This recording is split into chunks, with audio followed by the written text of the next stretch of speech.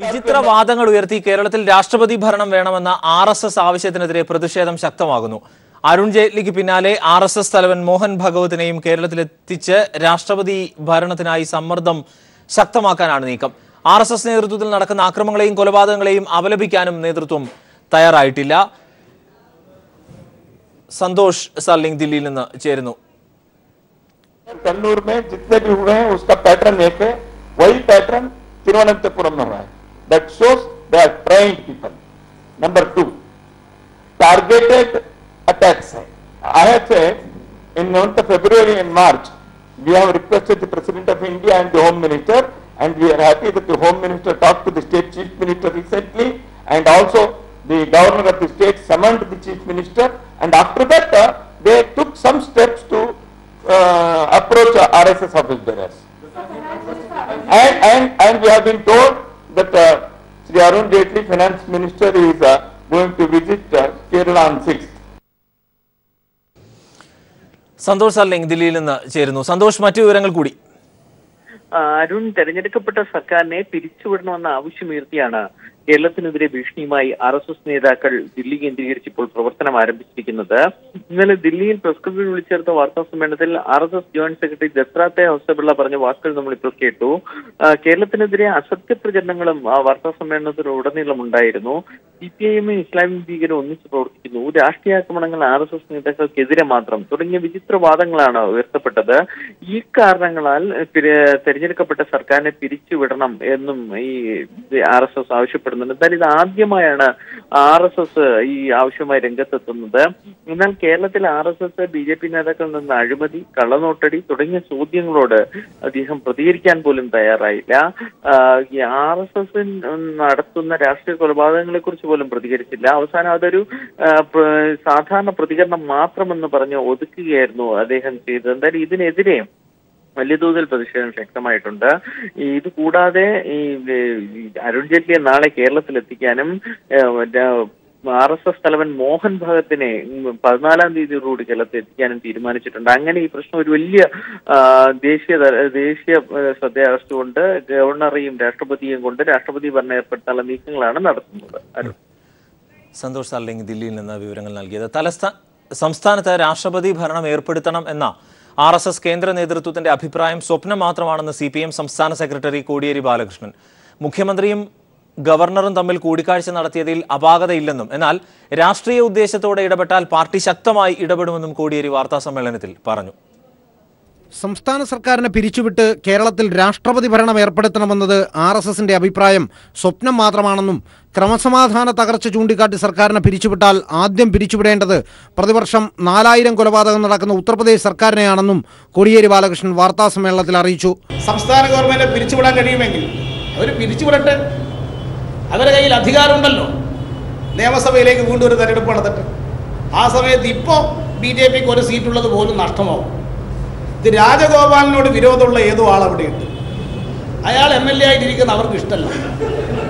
അതുകൊണ്ട് അയാളെ ഈ സ്ഥാനത്ത് നിന്ന് എങ്ങനെയാണ് പുറത്താക്കേണ്ടത് എന്നുള്ള ആലോചനയുടെ ഭാഗമായിട്ടാണ്.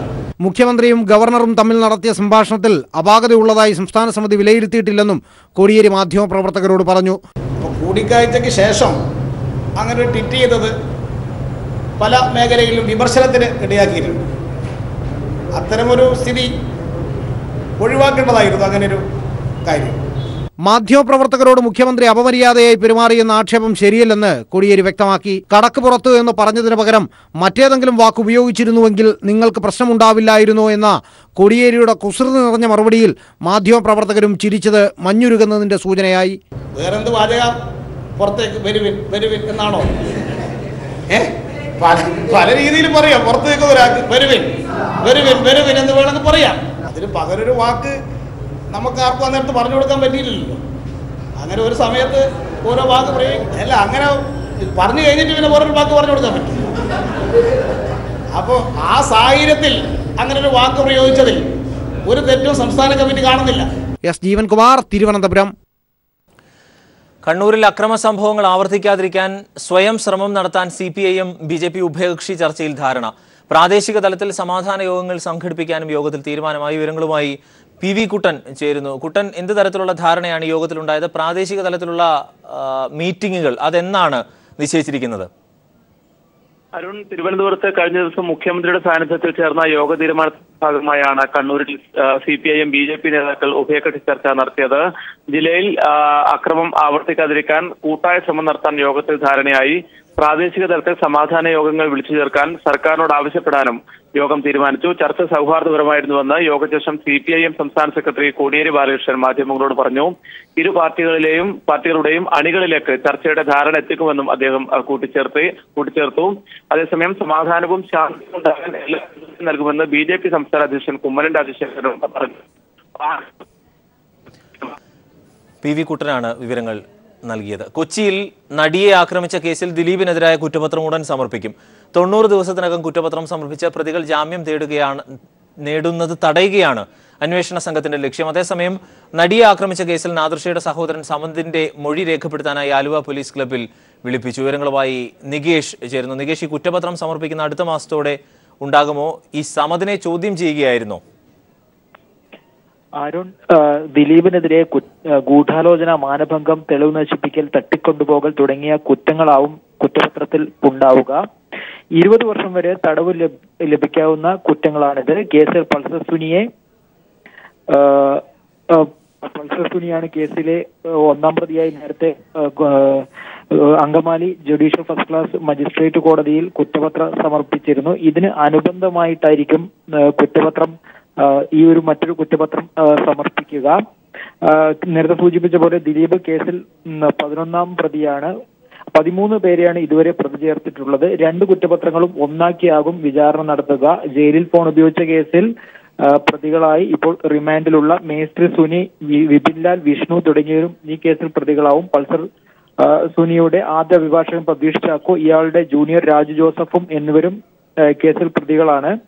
അതോടൊപ്പം തന്നെ ഇന്ന് നാദിർഷയുടെ അനുജൻ ഗായകനായ സമദിനെ പോലീസ് ചോദ്യം ചെയ്യാൻ വിളിപ്പിച്ചു. നാദിർഷയുടെ മായി ബന്ധപ്പെട്ട കേസിൽ നാദിർഷയുടെ പങ്കാളിത്തം സംബന്ധിച്ച് അന്വേഷണം തുടരുന്നതിന്റെ ഭാഗമായാണ് സമദിനെ ചോദ്യം ചെയ്തത്. 12:15 ആലുവ പോലീസ് ക്ലബ്ബിൽ സമദിനെ വിളിച്ച് വരുത്തിയത്. ഏകദേശം 1:45 ചോദ്യം ചെയ്യൽ അവസാനിപ്പിച്ച് സമദിനെ പോകാൻ അനുവദിച്ചു. പ്രധാനമായും സമദ് പറഞ്ഞിരിക്കുന്നത് ഷോയുമായി ബന്ധപ്പെട്ട കാര്യങ്ങൾ ആണ് അന്വേഷണ സംഘം തന്നോട് ചോദിച്ചതെന്നാണ്. അതോടൊപ്പം തന്നെ ഈ നാദിർഷയെയും ദിലീപിന്റെ മാനേജർ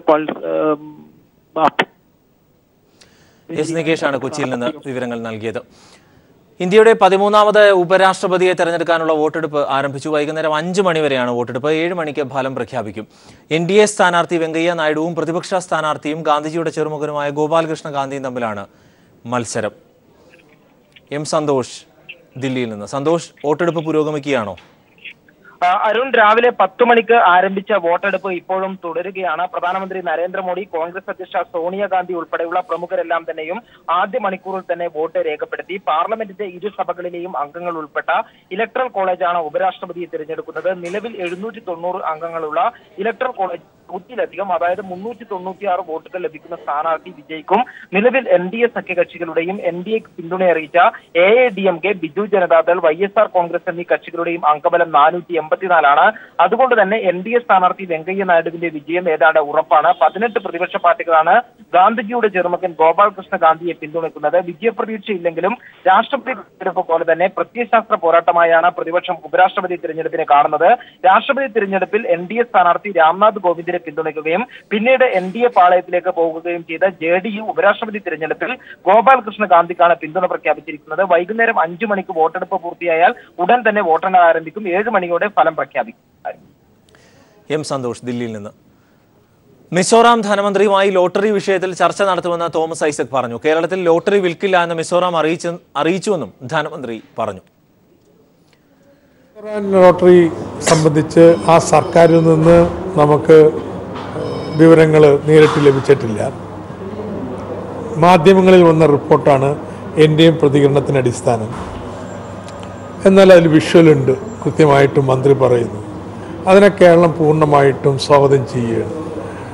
കേരളത്തിലെ സർക്കാരിൻ്റെ ശക്തമായ പ്രതിഷേധം കണക്കിലെടുത്ത് കേരളത്തിൽ ലോട്ടറി വിൽക്കുന്നതിന് തയ്യാറാവുന്നില്ലെന്ന് മിസോറാം ധനമന്ത്രി പറഞ്ഞത്.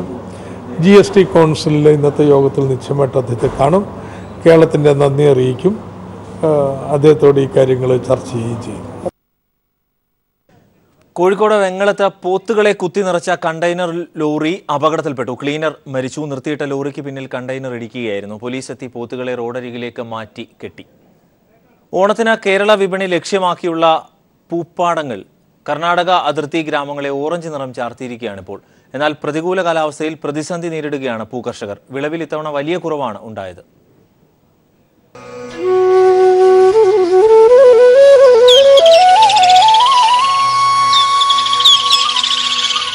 കേരള അതിർത്തിയിൽ മുത്തങ്ങയിൽ നിന്ന് ബന്ദിപ്പൂർ വനമേഖല പിന്നിട്ടാൽ പിന്നെ ഈ നിറമാണ് ചുറ്റിലും.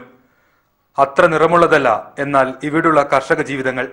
പച്ചക്കറി കൃഷി കഴിഞ്ഞ് മൺസൂൺ കാലത്തോടടുപ്പിച്ചാണ് ചെണ്ടുമല്ലി കൃഷി. ചെണ്ടുമല്ലി നട്ട സമയത്ത് വരൾച്ച കൃഷിയെ ബാധിച്ചു. ശരാശരി 600 മില്ലിമീറ്ററാണ് ഇവിടുത്തെ വർഷപാതം. അല്പം വേനൽ മഴ ലഭിച്ചുവെങ്കിലും മഴക്കാലം കൈവിട്ടു. വിത്തും വളവും നൽകുന്ന കമ്പനികൾ ഈ വർഷം കർഷകരിൽ നിന്ന് കിലോയ്ക്ക് 5 രൂപ 50 പൈസയ്ക്കാണ് പൂ വാങ്ങുന്നത്. വിളവ് കുറഞ്ഞതിനാൽ ഇത് അംഗീകരിക്കില്ലെന്നാണ് കർഷകർ പറയുന്നത്. ഏക്കറിന് 5000 രൂപ മുതൽ 12000 രൂപ വരെ പാട്ടം നൽകിയ കർഷകർ ഭീമമായ നഷ്ടത്തെയാണ് അഭിമുഖീകരിക്കുന്നത്. ഇപ്പൊ മഴ കമ്മിയാണ്. 3 മാസം ശരിക്കും നല്ല മഴ പെയ്തിട്ട് ചെറുതായിട്ട് ചാടേണ്ടത് എവിടേക്കും എത്തിയില്ല. മഴ നനവ് കുറവാണ്. നമ്മുടെ അടുത്ത് കിണറുണ്ട്, കിണറിന് വെള്ളമുണ്ടായി പോയി. അതുകൊണ്ട് ഇപ്പം ഈ കൊല്ല കുറച്ച് നഷ്ടം കുറവാണ്. ചെയ്ത പ്രാണികളൊക്കെ ചെറുതായിട്ട് നഷ്ടം ഉണ്ടാവും. നമുക്ക് കിലോന് 550 കിട്ടും, ടണ്ണിന് 5500 രൂപ കിട്ടും. ആ പൈസ മാത്രമേ നമുക്ക് കിട്ടുള്ളൂ. പ്രധാനമായും ചെണ്ടുമല്ലിയാണെങ്കിലും ഇതുമാത്രമല്ല, മലയാളിക്ക് പൂക്കളം ഒരുക്കേണ്ട ഒട്ടുമിക്കതും ഇവിടെയുള്ള പൂപ്പാടങ്ങളിൽ ഇപ്പോഴുണ്ട്. ഓണവിപണി ലക്ഷ്യമിട്ട് കൃഷി ചെയ്യുന്ന കർഷകർ അക്കാലത്തെ മികച്ച പൂവില ഗുണം ചെയ്യുമെന്ന് കരുതുന്നു. News bureau, Wayanad. സംസ്ഥാനത്തെ അധ്യാപകർക്കുള്ള ക്ലസ്റ്റർ പരിശീലനം ആരംഭിച്ചു. സ്കൂളുകളിലെ ഭൗതിക സാഹചര്യം മെച്ചപ്പെടുത്തുന്നതിനൊപ്പം അക്കാദമിക നിലവാരം ഉയർത്തുന്നതിന്റെ ഭാഗമായാണ് ക്ലസ്റ്റർ പരിശീലനം. അവധിക്കാലത്ത് നടത്തിയ അധ്യാപക പരിശീലനം വഴി നേടിയ അറിവ് ക്ലാസ് മുറികളിൽ എത്രത്തോളം പ്രാവർത്തികമാക്കാൻ സാധിച്ചു എന്നതും ചർച്ച ചെയ്യും. അതോടൊപ്പം വിദ്യാഭ്യാസ വകുപ്പ് വിഭാവനം ചെയ്യുന്ന സമഗ്ര പോർട്ടൽ ചോദ്യപേപ്പർ നിർമ്മാണ പരിശീലനവും ഇന്നത്തെ ക്ലസ്റ്ററിൽ അധ്യാപകർക്ക് നൽകും. കോൺഗ്രസ് അനുകൂല സംഘടനയായ KPSTA ക്ലസ്റ്റർ പരിശീലനത്തിൽ നിന്നും വിട്ടുനിൽക്കുകയാണ്. ISROയിലെ കുടിപ്പക വ്യക്തമാക്കി G. മാധവൻ നായരുടെ ആത്മകഥ അഗ്നിപരീക്ഷകൾ. ആൻഡ്രിക്സ് ദേവാസ് അഴിമതി വിഷയത്തിൽ തന്നെ പെടുത്തിയത് തന്റെ പിൻഗാമി K. രാധാകൃഷ്ണനാണ് എന്ന് മാധവൻ നായർ. ISROയ്ക്ക് വേണ്ടി വിയർപ്പൊഴുക്കിയ ഞങ്ങൾക്ക് ലഭിച്ചത് അപമാനവും റിട്ടയർമെന്റ് കാലത്തെ സമാധാനക്കേടും മാത്രമാണ് എന്നും മാധവൻ നായർ പുസ്തകത്തിൽ കുറിച്ചിരിക്കുന്നു. ISROയിലെ കുടിപ്പക തുറന്നുകാട്ടിയുള്ള പുസ്തകമാണ് മുൻ ചെയർമാൻ G. മാധവൻ നായരുടെ അഗ്നിപരീക്ഷകൾ എന്ന ആത്മകഥയിലുള്ളത്. രാജ്യത്തെ ഞെട്ടിച്ച ആൻഡ്രിക്സ് ദേവാസ് അഴിമതി വിവാദത്തിലേക്ക് തന്നെ വലിച്ചിഴച്ചത് മുൻ ISRO ചെയർമാൻ ഡോക്ടർ K. രാധാകൃഷ്ണനാണെന്ന് മാധവൻ നായർ തുറന്നെഴുതുന്നു. ഒരു ദേശീയ പത്രത്തിൽ അഴിമതിയുമായി ബന്ധപ്പെട്ട വാർത്ത വന്നപ്പോൾ തന്നെ ഇതുമായി ബന്ധപ്പെട്ട വിശദീകരണം പ്രധാനമന്ത്രി മൻമോഹൻ സിംഗിന് താൻ നൽകിയിരുന്നു. കാര്യങ്ങൾ വിശദീകരിച്ചപ്പോൾ തങ്ങൾ പറയുന്നതിന് വിരുദ്ധമായാണ് രാധാകൃഷ്ണന്റെ വാദമെന്നാണ് പ്രധാനമന്ത്രി പറഞ്ഞത്. ഒപ്പം രാധാകൃഷ്ണൻ താങ്കളുടെ ചോയ്സായിരുന്നുവെന്നും സൂചിപ്പിച്ചു. ISRO സെക്രട്ടേറിയറ്റിലെ ഒരു ശാസ്ത്രജ്ഞന്റെ പരാതിയാണ് ആദ്യം അഴിമതി ചൂണ്ടിക്കാട്ടിയത്. 2G സ്പെക്ട്രം കത്തിനിന്ന ഘട്ടത്തിൽ അതിനേക്കാൾ വലിയ അഴിമതിയായി ആൻഡ്രിക്സ് ദേവാസ് ഇടപാട് ഉയർത്തുക എന്നതായിരുന്നു ചിലരുടെ ലക്ഷ്യം. കാലുപിടിച്ചും സേവ പിടിച്ചും സ്ഥാനത്തെത്തിയ തന്റെ പിൻഗാമിക്ക് തന്നോട് വൈരാഗ്യത്തിനുള്ള കാരണം ഇന്നും തനിക്കറിയില്ലെന്ന് മാധവൻ നായർ ആത്മകഥയിൽ പറയുന്നു. News bureau, Thiruvananthapuram. GSTയെക്കുറിച്ചുള്ള സംശയ നിവാരണത്തിന് കൊല്ലത്ത് ആരംഭിച്ച ജില്ലാതല ഫെസിലിറ്റേഷൻ സെന്റർ മാതൃകയാവുന്നു. എല്ലാ ദിവസവും GST സംബന്ധിച്ച കൗൺസിലിംഗിൽ 100 കണക്കിന് പേരാണ് പങ്കെടുക്കുന്നത്.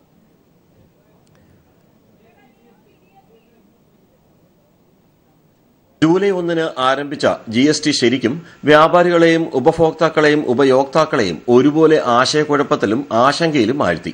പരാതികൾ വരാൻ തുടങ്ങിയതോടെയാണ് GST ശത്രുവല്ല മിത്രമെന്ന സന്ദേശം നൽകി കൊല്ലം വാണിജ്യ വകുപ്പ് ഉദ്യോഗസ്ഥർ സംശയ നിവാരണത്തിന് ഫെസിലിറ്റേഷൻ കേന്ദ്രം ആശ്രാമത്തെ ജില്ലാ വാണിജ്യ നികുതി ഓഫീസിൽ ആരംഭിച്ചത്.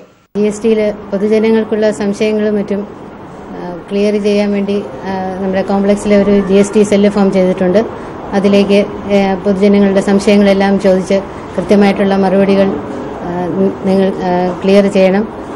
സംശയങ്ങളെല്ലാം ദൂരീകരിക്കാൻ വേണ്ടി എല്ലാ പൊതുജനങ്ങളും ഈ ഒരു അവസരം ഉപയോഗിക്കണമെന്ന് അഭ്യർത്ഥിക്കുകയാണ്. ഇവിടെ മാത്രമല്ല, അവധി ദിവസങ്ങളിൽ സ്കൂൾ, കോളേജ്, ഗ്രന്ഥശാലകൾ എന്നിവിടങ്ങളിൽ വ്യാപാരികൾക്കായി ക്ലാസുകൾ സംഘടിപ്പിക്കുന്നത് തുടരുന്നു.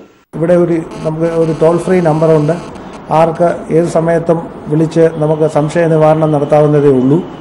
അതുപോലെ തന്നെ ഇവിടെ ബന്ധപ്പെട്ട് വരുന്ന ടെക്നിക്കൽ പ്രോബ്ലംസ് ഒരു ഡീലർ സപ്പോർട്ട് പ്രോഗ്രാം ഞങ്ങൾ സംഘടിപ്പിക്കുന്നുണ്ട്.